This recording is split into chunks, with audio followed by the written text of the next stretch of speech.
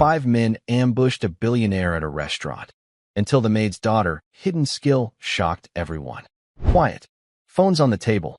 Now, the order cut through the golden hum of the Aurelia restaurant like shattered glass. 5 men in maintenance uniforms had just locked the doors of the most exclusive dining room in the city. At the corner booth sat Walter Harrington, billionaire and defense tycoon. "Do you have any idea who I am?" he barked, before a gun was pressed against his temple. But while fear spread like wildfire across the room, one teenager didn't flinch. She wasn't a mogul, a senator, or a celebrity. She was the maid's daughter, 15 years old, invisible, unimportant, or so everyone thought.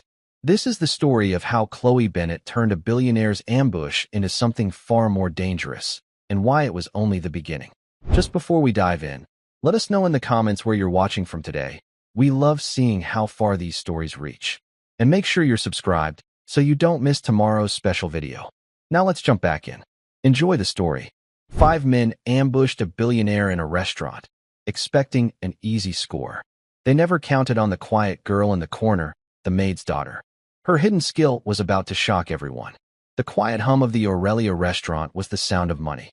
It was a soft, confident murmur, the clinking of heavy silverware on fine china, the whisper of sommeliers suggesting wines that cost more than a used car. Perched atop a skyscraper in the heart of downtown, its floor-to-ceiling windows offered a glittering panorama of the city lights, a kingdom of glass and steel for the kings and queens who dined within.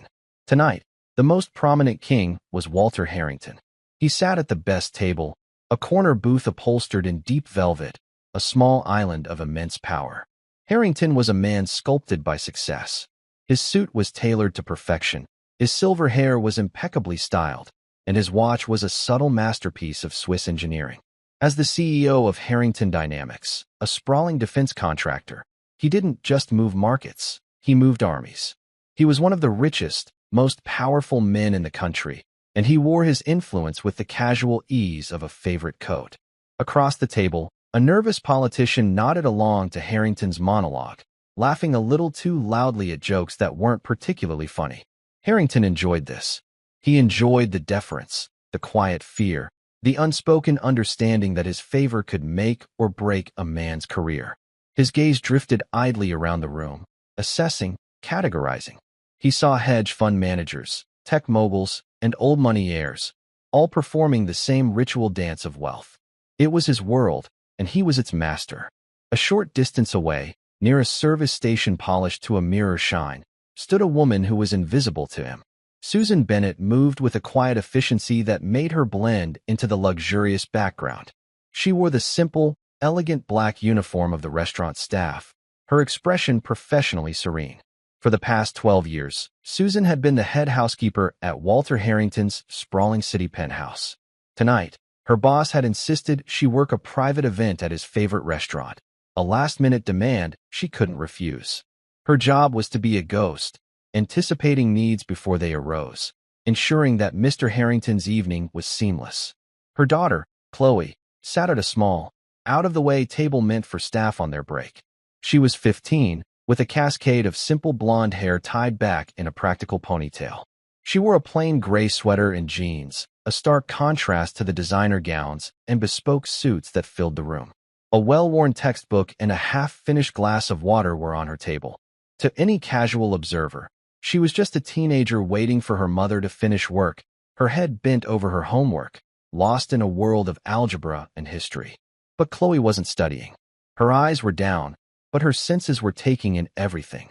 Her grandfather's voice was a constant, gentle echo in her mind.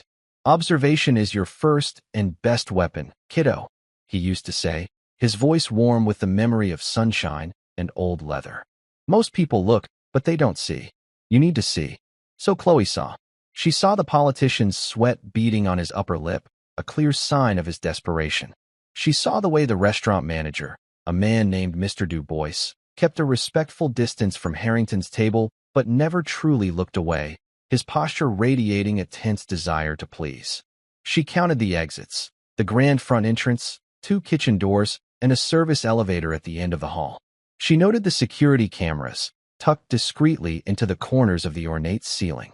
She saw the patterns of the waiters, the rhythm of the kitchen, the subtle hierarchy of the entire establishment. Her gaze fell on her mother. She saw the faint lines of fatigue around Susan's eyes, the slight stiffness in her back from hours on her feet. She saw the practiced, polite smile that never quite reached her eyes, the mask she wore to navigate a world that paid her to be unseen. A pang of love and anger went through Chloe. Her mother deserved so much more than this life of quiet servitude to men like Walter Harrington. Harrington gestured impatiently, and Susan glided to his table instantly. "More water, Mr. Harrington?" she asked, her voice soft and deferential. He didn't even look at her. "Yes. And tell Du Bois the air is stuffy. I'm paying for comfort, not a sauna." He dismissed her with a wave of his hand, turning back to his guest. Susan murmured, "Right away, sir," and retreated. Chloe's jaw tightened.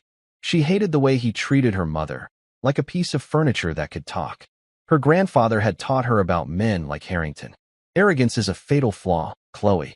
A man who believes he's untouchable is a man who's already lost. He never checks his flanks.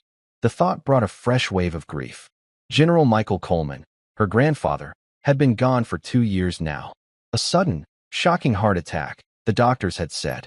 It had felt wrong then, and it felt wrong now. He had been a pillar of strength, a mountain of integrity who had served his country for 40 years. He was the man who taught her how to read a map and the stars, how to tie 13 different kinds of knots, and how to spot a lie in a man's eyes. He had taught her strategy using a chessboard and self-defense in the grassy expanse of their backyard.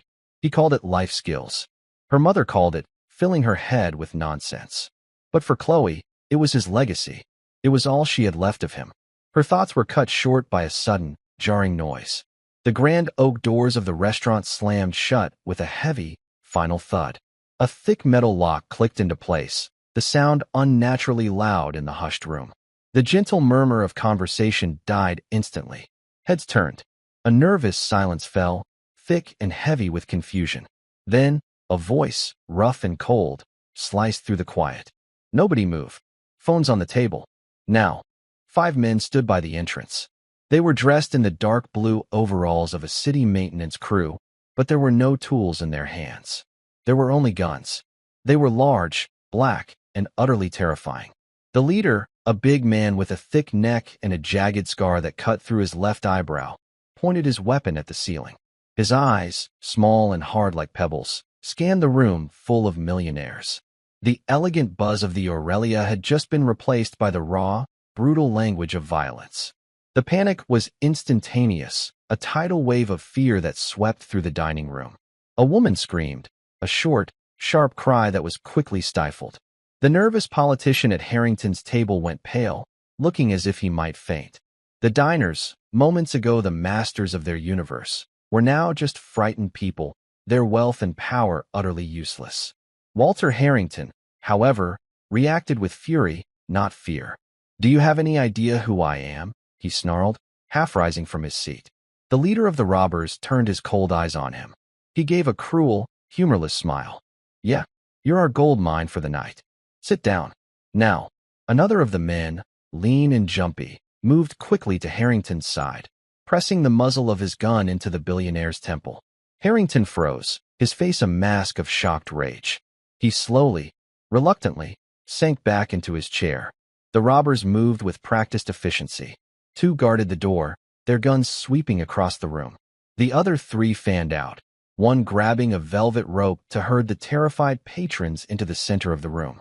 The jumpy one stayed on Harrington, while the leader, Gus, strode toward the middle of the floor. "Like I said," Gus bellowed, his voice echoing in the terrified silence.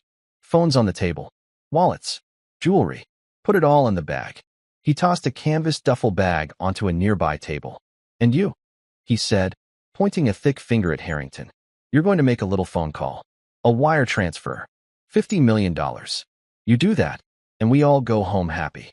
Susan Bennett had flattened herself against the wall near the service station, her body trembling. Her eyes darted around, searching for Chloe. She saw her daughter, still sitting at the small table, seemingly frozen in place. A wave of pure terror washed over Susan. She had to get to her. She had to protect her. But Chloe wasn't frozen. While everyone else was consumed by fear, she was consumed by a chilling, absolute clarity. Her grandfather's training had taken over. The world had slowed down. The panic, the shouting, the fear, it all faded into background noise. Her mind was a calm, cold engine of calculation. 5 hostiles, she thought, her eyes flicking from man to man. Leader, let's call him Scarface. Jumpy, by Harrington. 2 on the door, let's call them left door and right door. 1 more, the collector, moving through the tables. She analyzed their positions, their weapons, their postures. They were amateurs. Cocky. They held their guns with confidence, but without discipline. Their formation was sloppy. They were focused on the money, on Harrington, and considered everyone else to be irrelevant. A critical mistake. Never underestimate your opponent, kiddo, the general's voice whispered in her memory. But always exploit it when they underestimate you. She was the maid's daughter, a 15-year-old girl in a cheap sweater. She was invisible, and in this room, invisible was the most dangerous thing she could be. Hey, you. The voice belonged to the collector. He had noticed her. He stomped over to her table, the duffel bag slung over his shoulder. What are you, deaf? Phone. Now, he snarled, gesturing at the table with his gun. Chloe slowly lifted her head. She looked at him, her expression not of fear, but of mild annoyance, as if he had interrupted her from a particularly difficult math problem. She met his eyes. There was no terror there, just a calm, unnerving stillness. I don't have a phone, she said, her voice even. The man scoffed. Every kid has a phone. Don't lie to me. He gestured again, more aggressively this time.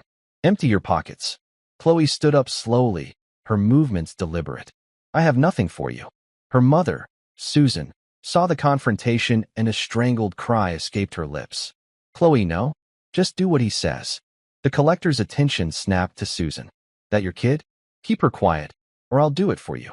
He turned back to Chloe, his face twisted in a sneer. You think you're tough? You think you're special? Chloe's eyes flickered for a fraction of a second. She looked past the robber, her gaze locking onto a heavy silver platter on a nearby serving cart. Then her eyes moved to the ornate, heavy-bottomed wine cooler standing next to it. Finally, she looked at the fire extinguisher mounted on the wall just inside the kitchen doors. A plan, clean and precise, formed in her mind. 3 targets of opportunity. 3 steps. Create a diversion. Neutralize the immediate threat. Secure an exit. No, Chloe replied, her voice still disarmingly calm. I just think my grandfather raised me better than to let a man with a gun push my mother around. The comment was so unexpected, so completely out of place, that the robber actually hesitated. In that moment of hesitation, Chloe moved. It wasn't a panicked rush. It was a fluid, economical motion, a dance of physics and leverage that her grandfather had drilled into her for years. She took 1 step to her left, grabbed the edge of the heavy linen tablecloth on the serving cart, and pulled. The cart's contents, the silver platter, glasses, a half-empty bottle of champagne, crashed to the floor with an explosive shatter of glass and metal. The noise was a thunderclap in the tense room. Every head, including those of the other 4 robbers, snapped toward the sound. The collector, startled, took an involuntary step back. It was all the opening Chloe needed. In the same fluid motion, she pivoted. Her right hand shot out, not to strike him, but to grab the handle of the heavy, ice-filled wine cooler. She didn't try to lift it. She used its weight as an anchor, swinging her body around it. Her right leg came up in a low, powerful arc, her worn sneaker connecting squarely with the back of the robber's knee. His leg buckled with a sickening pop. He grunted in pain and surprise, his balance gone. As he stumbled forward, Chloe was already moving again. She used his own momentum against him, her shoulder dipping as she stepped into his path. She wasn't big, but she was fast, and she knew exactly where to apply pressure. She slammed her body into his, driving him face first into the wall right next to the kitchen doors. His head hit the plaster with a dull thud. His gun clattered to the marble floor. He slumped down, groaning, momentarily out of the fight.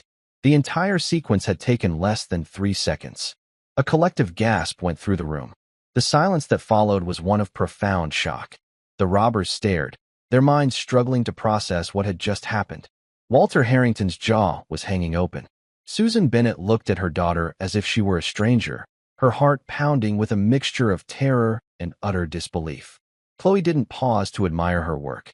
She scooped up the fallen gun, her hands steady. She didn't point it at anyone. Instead, she backed away quickly toward the kitchen doors, her eyes scanning the remaining four men. "Mom," she shouted, her voice sharp and clear, cutting through the stunned silence. "Kitchen, now!" Her command broke the spell. The leader, Gus, recovered first. A look of pure fury replaced his surprise. "Get her," he roared. "Shoot that little." But his men were hesitant. The calm, collected patrons were one thing. A 15-year-old girl who could take down a grown man in seconds was something else entirely. It was a variable they hadn't planned for. Left door and right door raised their weapons, but they had no clear shot. Chloe was already pushing through the swinging kitchen doors. Jumpy, still standing over Harrington, swiveled his gun toward the kitchen, but he couldn't fire without hitting other people. The diversion had worked perfectly.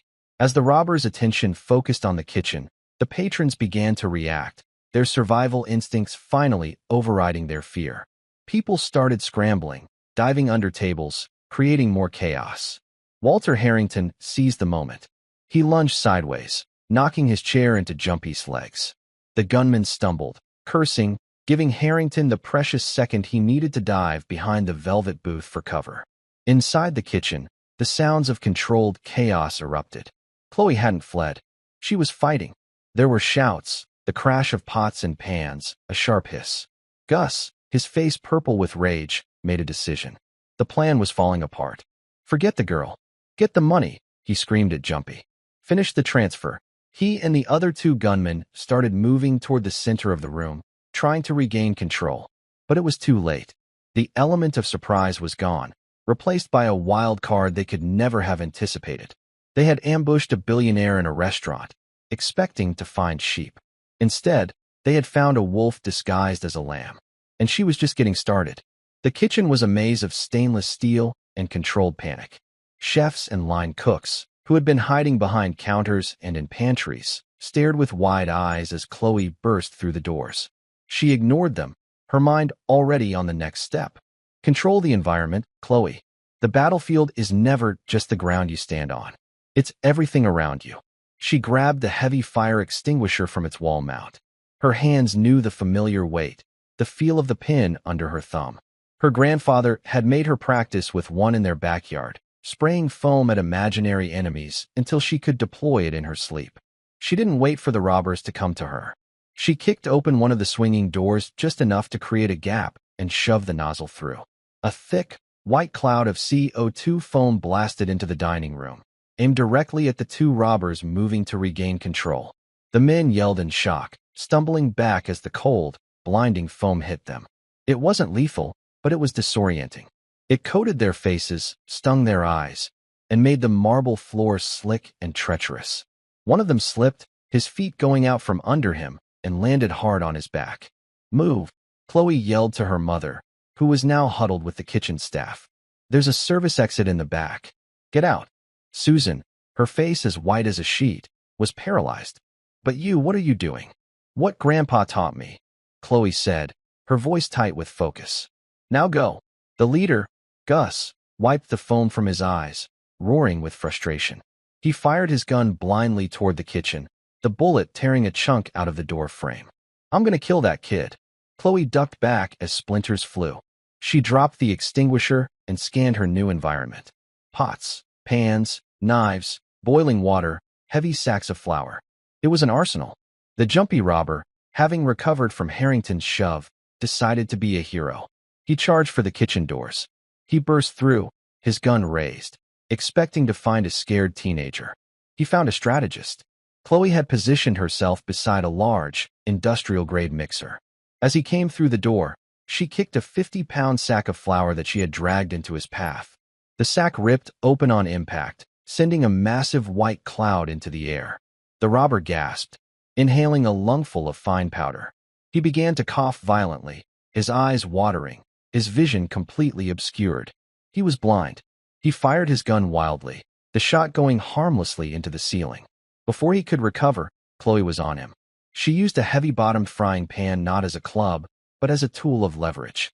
She hooked it behind his gun arm and twisted, using a technique her grandfather had adapted from a military disarming maneuver. The man's wrist bent at an unnatural angle. He screamed in pain, his fingers spasming open. The gun fell to the floor. Chloe kicked it under a low steel prep table. She finished the move with a sharp, precise jab of her elbow to a pressure point just below his ribs. The air rushed out of his lungs, and he collapsed to his knees, gasping and choking. 2 down, 3 to go. Back in the dining room, the situation was deteriorating for the robbers. The foam had created chaos. The other patrons, emboldened by the robbers' confusion, were no longer passive victims. Some were running for the main doors, creating a human barrier. Mr. Du Bois, the manager, had managed to crawl to a service phone and was frantically whispering to the police. Walter Harrington, peeking over the top of his booth, watched the scene unfold with a stunned expression. He had seen private security teams, highly trained professionals, handle threats. But he had never seen anything like this. A child, the daughter of his housekeeper, was systematically dismantling a team of armed men with nothing but her wits and her environment. Gus saw his plan evaporating. The money was gone. The only thing left was anger. He looked at the 2 remaining members of his team. Forget the money. We're not leaving empty-handed. His wild eyes landed on Susan Bennett, who was still frozen near the edge of the kitchen, torn between escaping and staying for her daughter. Grab the woman. The move was born of desperation, but it was the one thing Chloe hadn't fully anticipated. One of the robbers, the one who had slipped on the foam, scrambled to his feet and lunged for Susan. No! Chloe screamed, her icy calm finally cracking. She ran from the kitchen, back into the main dining area. She was too far away. The man grabbed Susan, pulling her back and using her as a human shield. He pressed his gun to her mother's head. "That's enough, kid," Gus shouted, a triumphant, ugly sneer spreading across his face. "You stop right now, or Mommy gets it. Drop the gun you picked up. Kick it over here." Chloe stood in the middle of the dining room, the robber's heavy pistol still in her hand. Her eyes were locked on her mother. She could see the sheer terror on Susan's face, the tears streaming down her cheeks. For the first time that night, Chloe felt a stab of real fear. Her mind raced. He has leverage. He has a hostage. Standard procedure. De-escalate, comply, and wait for an opening. But this wasn't a textbook exercise. This was her mother. Emotion is a weapon, Chloe, her grandfather's voice cautioned in her memory. It can be used by you or against you. Control it. Don't let it control you. She took a slow, deep breath, forcing the fear down. She looked at Gus, then at the man holding her mother. She noted his stance. It was sloppy. His focus was entirely on her, not on his grip. Her mother was not a passive victim. Susan was small, but she was strong. Chloe had to give her an opening. "Okay," Chloe said, her voice shaking slightly, but it was a calculated tremor. She let them see the scared little girl they expected to see. "Okay, you win. Don't hurt her." She slowly bent down and placed the gun on the floor. "Kick it," Gus commanded. She slid it across the polished marble floor. It spun to a stop near his feet. "Good girl," Gus said, relaxing slightly. He thought he had won. "Now, we're all going to walk out of here nice and slow. You," he jabbed a finger at the man holding Susan. "You keep her close." Chloe's eyes met her mother's over the robber's shoulder. For a split second, their gazes locked. In that fraction of a second, Chloe gave a tiny, almost imperceptible nod. Then she shifted her eyes downward, to the robber's foot. It was a signal they had never practiced, a language they didn't know they shared. But a mother knows her child. Susan saw the look, and some of Chloe's impossible calm seemed to transfer to her. She understood. As the robber started to drag Susan toward the front door, Chloe took a small, shuffling step forward. "Please," she whimpered, "let her go. Take me instead." It was the perfect distraction. Gus and the other robber focused on Chloe, savoring their victory over the troublesome girl. The man holding Susan also glanced at Chloe, a smirk on his face. In that instant of distraction, Susan acted. She lifted her foot and brought the hard heel of her sensible work shoe down on the robber's instep. She stomped with all the force of her fear and her fury. The man screamed, a high-pitched shriek of agony. His grip on Susan loosened for just a second. It was the opening. Chloe exploded into motion. She wasn't running at the man holding her mother. She was running at the fourth robber, the one standing near Gus. She launched herself forward in a low tackle, not aiming for his body, but for his legs. She hit him just below the knees. He toppled over like a felled tree, his head cracking against the edge of a heavy oak table. He was out cold. At the same time, the first sirens began to wail in the distance. Faint at first, but growing louder with every passing second. The sound broke the remaining robber's nerve. The man Susan had stomped shoved her away, forgetting his role as a captor and thinking only of escape. Gus, the leader, saw it was over. He looked at the carnage. 3 of his men down. The police were seconds away. He looked at Chloe, who was already getting to her feet, her eyes burning with a cold fire he had only ever seen in hardened combat veterans. He made the only choice he had left. He turned and ran for the kitchen, hoping to find the back exit Chloe had mentioned. He never made it. As he ran past Walter Harrington's table, the billionaire, who had been hiding this whole time, stuck out his leg. It was a clumsy, desperate move, but it was enough. Gus tripped, sprawling forward onto the floor. Before he could get up, Chloe was there. She didn't have a weapon. She didn't need one. She simply stood over him, her small frame casting a long shadow in the dim, chaotic light of the restaurant. The sirens were deafening now. Red and blue lights flashed through the tall windows, painting the scene in strobing colors. The front doors burst open, and heavily armed police officers swarmed in, shouting commands. The siege of the Aurelia was over. In the stunned silence that followed, as police handcuffed the groaning robbers and paramedics attended to the injured, everyone's eyes were on Chloe. She stood there, breathing heavily, her blonde ponytail slightly askew. She looked around the wrecked dining room, at the terrified faces of the city's elite, at the downed criminals, and finally, at her mother. Susan ran to her, wrapping her arms around her daughter, sobbing with relief and confusion. Chloe, how did you do that? Chloe leaned into her mother's embrace, the adrenaline finally beginning to fade, leaving a deep, bone-weary exhaustion in its place. Grandpa, she whispered, her voice muffled in her mother's shoulder. Grandpa taught me. Across the room, Walter Harrington was being helped to his feet by an officer. He brushed off his expensive suit, his expression a mixture of relief, anger, and something else, a deep, unsettling curiosity. He stared at the maid's daughter. She was no longer invisible to him. He looked at this child who had single-handedly saved his life and his fortune, and for the first time, he felt a sliver of fear. One of the conscious robbers, being led away in cuffs, spat on the floor near Harrington. You're a lucky man, he sneered. We weren't the only ones after you tonight. Just the first. Nightingale sends his regards. The name hung in the air. Nightingale. Harrington's blood ran cold. The color drained from his face. His eyes shot to Chloe, a wild, accusing look in them. It was impossible. No one knew that name. It was a ghost from a past he had buried under a mountain of money and lies. Chloe met his gaze. Her expression was unreadable, her blue eyes as calm and deep as a frozen lake. But Harrington saw it. He saw the flicker of recognition, the barest hint of a shadow in their depths. And in that moment, he understood. The robbery wasn't random. This wasn't over. It was just the beginning. The hours that followed were a blur of flashing lights, crackling radios, and the sharp, authoritative voices of law enforcement. The Aurelia, once a sanctuary of quiet luxury, had become a crime scene. Paramedics treated minor injuries, detectives questioned shaken patrons, and forensic teams dusted for prints.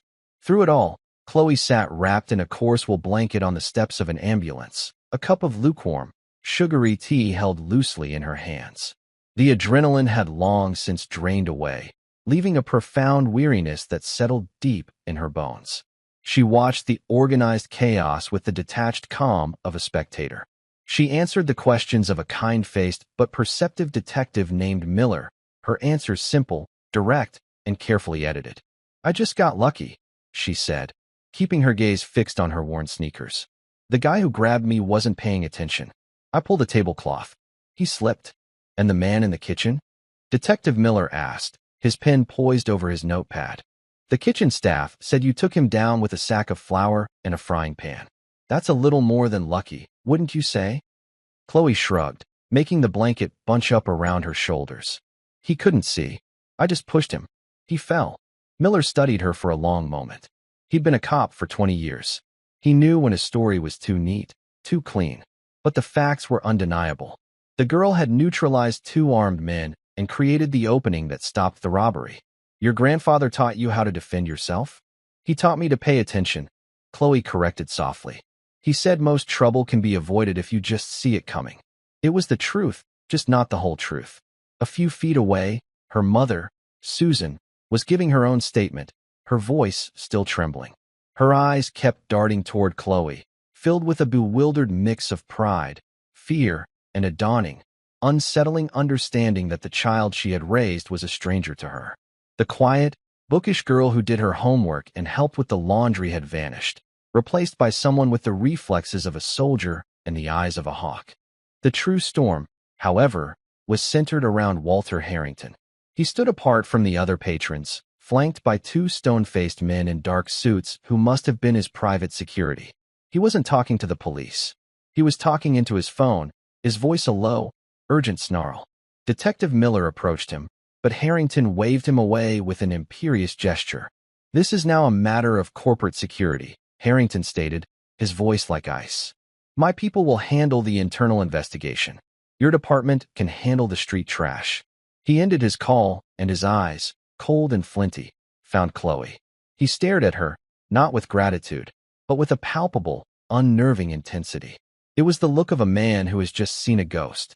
The name the robber had spoken, Nightingale, had not been mentioned to the police.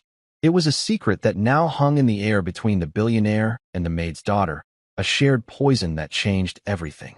Eventually, the chaos subsided. The patrons were allowed to leave, scurrying away into the night, their brush with mortality already being spun into a thrilling story for their friends. The robbers, both the conscious and the unconscious, were taken away in police vans. Harrington's driver pulled a sleek, black sedan to the curb. One of his security men opened the rear door. "Susan," Harrington called out, his voice leaving no room for argument.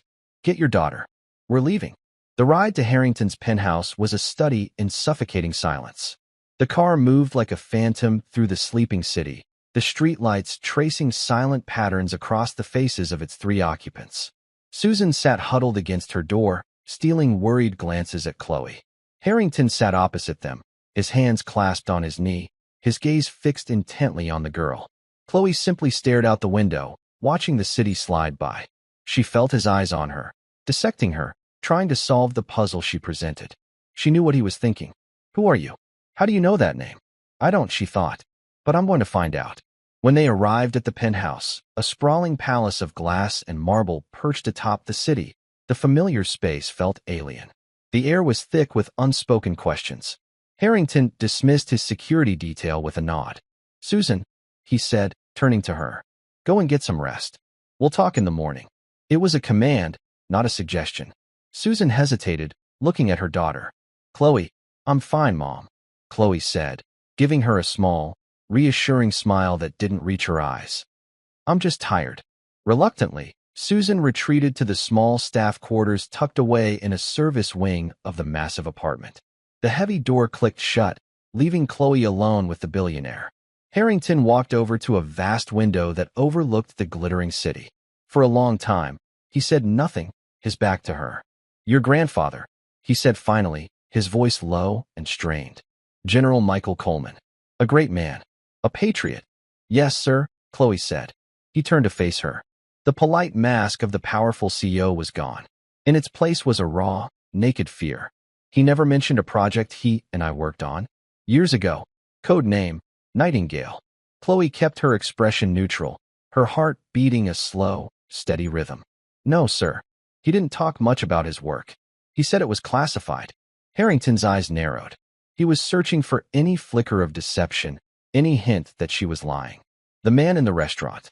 He said Nightingale sent his regards." "What did that mean to you?" "It meant he was trying to scare you," Chloe answered simply. It worked. The bluntness of her statement seemed to knock the air out of him. He stared at her, this small, unassuming girl in a cheap sweater who spoke with the unnerving confidence of an equal. "Your grandfather, his death," Harrington said, the words tasting like ash in his mouth. "A heart attack," they said. He was in perfect health. A cold dread, a suspicion she had buried for 2 years, began to surface in Chloe's mind. "What are you saying?"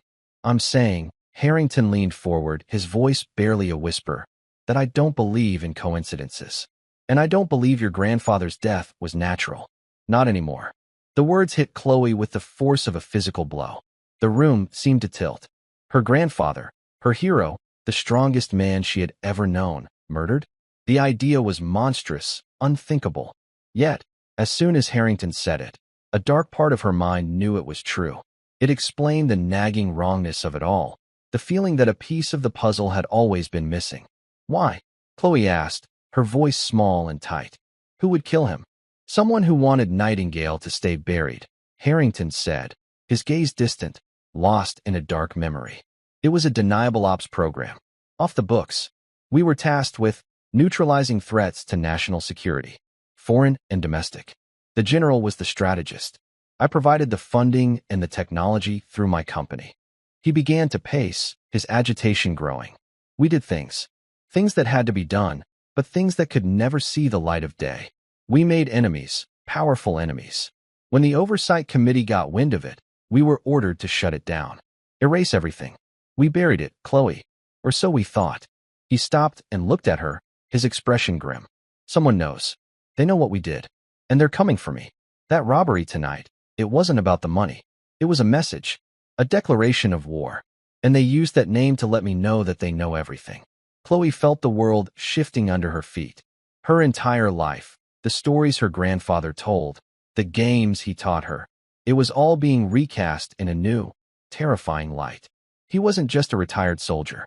He was a spy master. And the skills he had passed on to her were not for self-defense. They were for survival in a world of shadows she never knew existed. Why are you telling me this? She asked, her voice regaining its strength. Harrington gave a short, bitter laugh. Because your grandfather was the most brilliant, dangerous man I ever knew. And tonight I saw his ghost. I saw it in you. He walked over to a sleek, minimalist desk and pressed a hidden button. A panel on the wall slid open, revealing a high-tech security console. He typed in a long code, then pressed his thumb to a biometric scanner. With a soft hiss, another, smaller panel opened, this one revealing a safe. From it, he pulled out a slim, black laptop. It was unadorned, with no logos or markings of any kind. This belonged to him, Harrington said, placing the laptop on the desk. He gave it to me for safekeeping a week before he died. He said if anything ever happened to him, I was to give it to you, and only you, when you were ready. He said you would know what to do with it. Harrington looked at her, his fear now mixed with a desperate, calculating hope. I didn't understand then. I think I'm beginning to understand now. He wasn't just teaching you games, was he? He was training you. He was preparing you for this. Chloe walked slowly toward the desk. She looked at the laptop, then up at the billionaire. For years, he had been a distant, arrogant figure in her life, her mother's employer, a man to be avoided and placated. Now, he was a man whose life depended on her. The power dynamic in the room had been completely inverted. He taught me to finish what I start, she said, her hand resting on the cool metal of the laptop. A new, cold resolve settled over her. The grief for her grandfather was still there, a raw, open wound. But now, it was joined by something else, a burning, unyielding anger. Someone had taken him from her. Someone had murdered him to protect a secret. And she was going to find out who. The first light of dawn was painting the sky in shades of gray and pink when Chloe finally opened the laptop. She did it in the quiet of her own small room, a space that suddenly felt like a cage. Her mother was asleep, exhausted by the trauma of the night. The laptop hummed to life, its screen displaying a single, stark image, a chessboard, with the pieces set up in the middle of a game.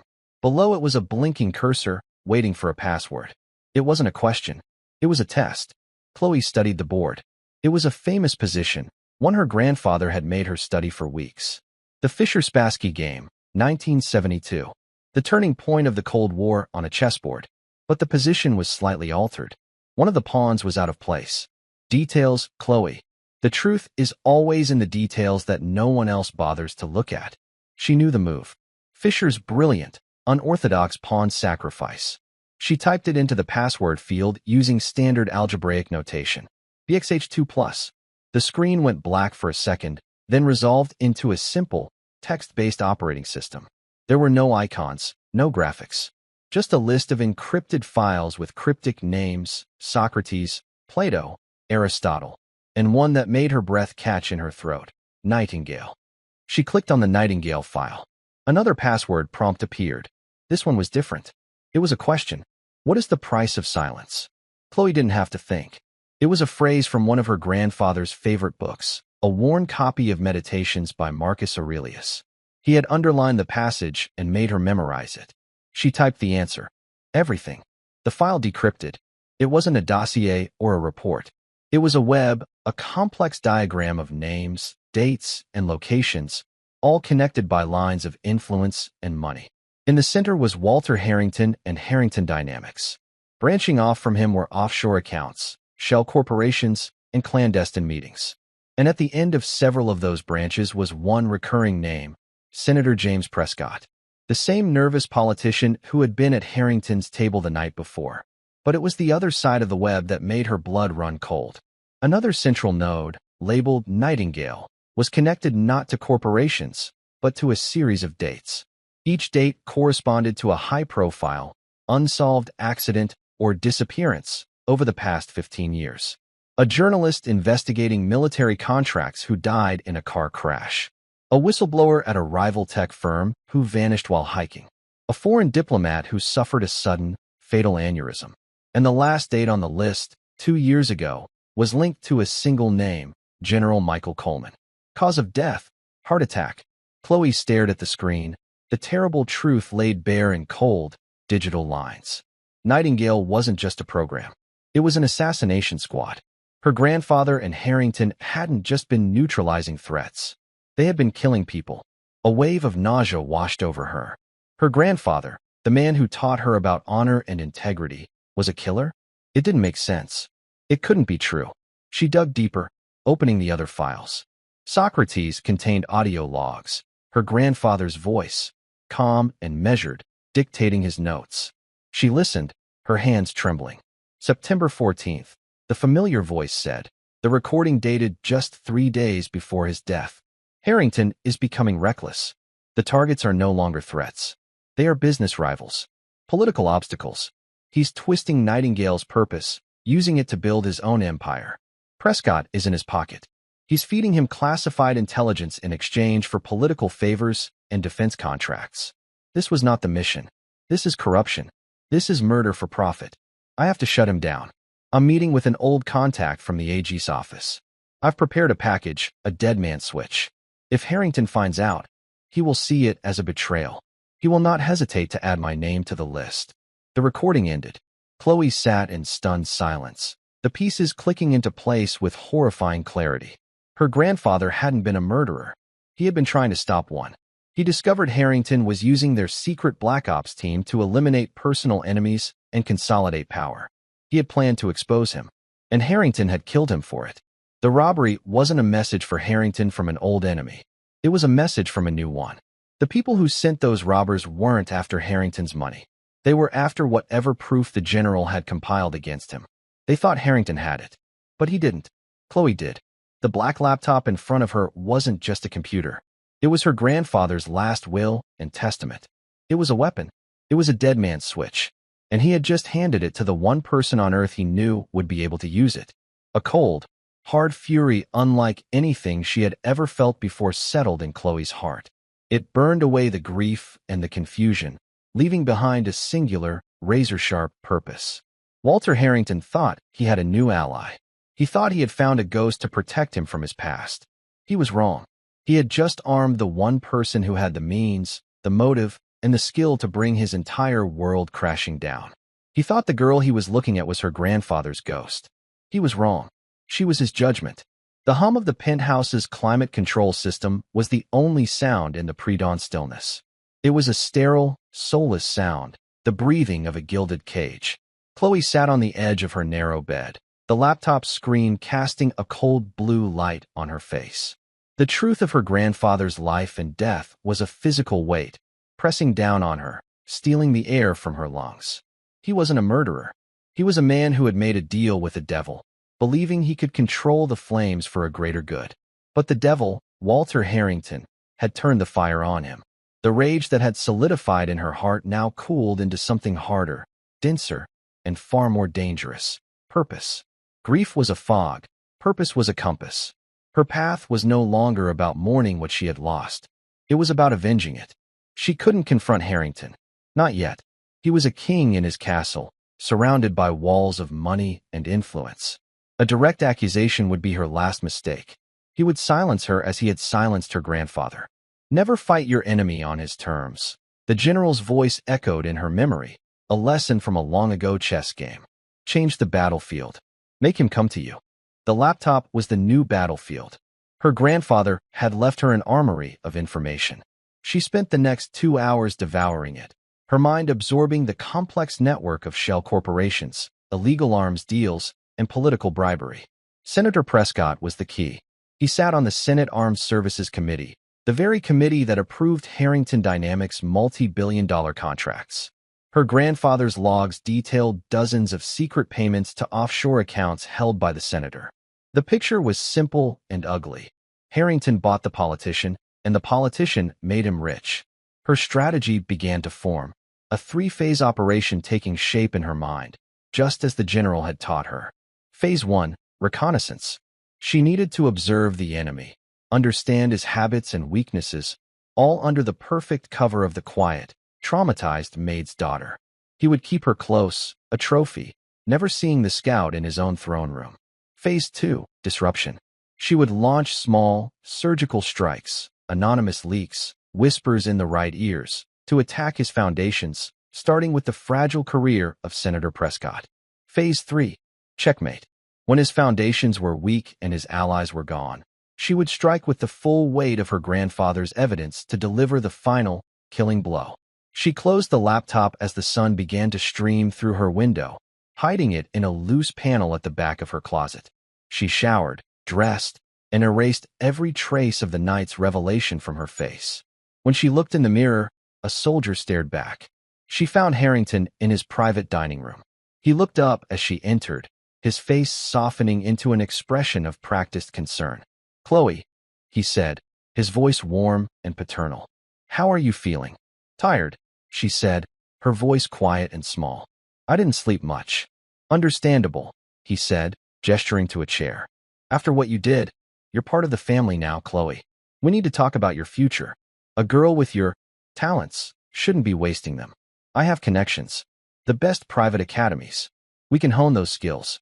Your grandfather would have wanted that." It was a recruitment pitch. He saw her as a weapon, a legacy of the general he could mold for his own purposes. The irony was so thick she could taste it. "I don't know," she said, looking down. "It's all so much." "Of course," he said smoothly. "But know the offer is there. We're a team now, you and I. We have a shared interest in finding out who's behind this Nightingale threat." The casual way he lied, using her grandfather's murder to bind her to him, was chilling. He thinks I'm a pawn, she thought. He's about to find out I'm the queen. Over the next week, Chloe played her part to perfection. She was quiet, withdrawn, and observant. Harrington, convinced he had her under his thumb, let his guard down. He took calls in front of her, left sensitive documents on his desk, and spoke freely to his security chief, Thompson. Chloe absorbed it all, learning the rhythms of his life, his secondary passwords, his weaknesses. Her target was Senator Prescott. According to Harrington's calls, Prescott was getting nervous. He was the weak link. Using a burner phone and routing her connection through a series of public Wi-Fi networks as her grandfather had taught her, she crafted an anonymous email to Kenneth Morrison, a Pulitzer Prize-winning investigative journalist her grandfather's files had listed as a man of integrity. The email was short. Subject, a tip for the watchdog. Senator James Prescott. Look into his trips to the Cayman Islands. Ariadne Holdings. He sits on the Armed Services Committee. Ask why a public servant needs a secret offshore bank. This is just the first thread. Pull on it. She sent it from an untraceable address, then factory reset the phone and dropped it into a storm drain. The fuse was lit. The reaction came 3 days later. A small article, buried deep inside the nation's leading newspaper, written by Morrison. It didn't mention Harrington, but simply raised questions about Senator Prescott's financial improprieties. That evening, Harrington was a storm of fury. Chloe watched from the shadows as he paced his office, screaming into his phone at the senator. "You idiot. I told you to be careful. You fix this, James. You make it go away, or I swear I will bury you." He slammed the phone down, and called for his security chief. "Thompson," he said, his voice a low, dangerous growl. "Find out who's talking to the press. I want a name." Phase 2 had begun. The enemy was wounded. Chloe felt a grim satisfaction, knowing she had kicked the hornet's nest. Thompson's team swept the penthouse for bugs and investigated all the staff, including her mother. Chloe submitted to the scrutiny with placid calm. They found nothing. But the pressure on Senator Prescott was mounting as Morrison published a series of follow-up stories, each more prominent than the last. He had found the money trail. One evening, Harrington received a call that made his face go pale. He listened, then said, "Stay where you are. Don't talk to anyone. I'm on my way." He turned to Thompson. "The senator is about to break. He's threatening to go to the DOJ. We can't let that happen. Get the car." He swept out of the room, his attention completely focused on plugging the leak. This was her chance. With Harrington and his security chief gone, the penthouse was on lower alert. Chloe went to her room and retrieved the laptop. She had more than just breadcrumbs on Prescott. She had everything. Flight manifests, encrypted emails, and audio files of Harrington giving the senator direct orders. She compiled the most damning evidence into a single file and created another anonymous email. This time, the recipients were not just Morrison, but also the heads of the Senate Ethics Committee and the Attorney General herself. Subject: The Nightingale Sings. Attached is conclusive proof of bribery and conspiracy committed by Senator James Prescott and Walter Harrington. The file contains authenticated documents, emails, and audio recordings. Senator Prescott is a paid asset of a corrupt corporation. Do your duty. She hit send. The arrow was loosed, aimed at the heart of an empire. She wiped the laptop and returned it to its hiding place. She went back to her homework, her heart pounding a steady drumbeat of anticipation. She knew Harrington would trace the attack back to his own penthouse. He would know it was an inside job. Eventually, he would look at her, the quiet, grieving girl in the corner. Let him come. Her grandfather had taught her that sometimes you must sacrifice a pawn to trap a king. Harrington thought she was his pawn. He was about to find out she was the player on the other side of the board. The digital world moves at the speed of light, and Chloe's email was a lightning strike.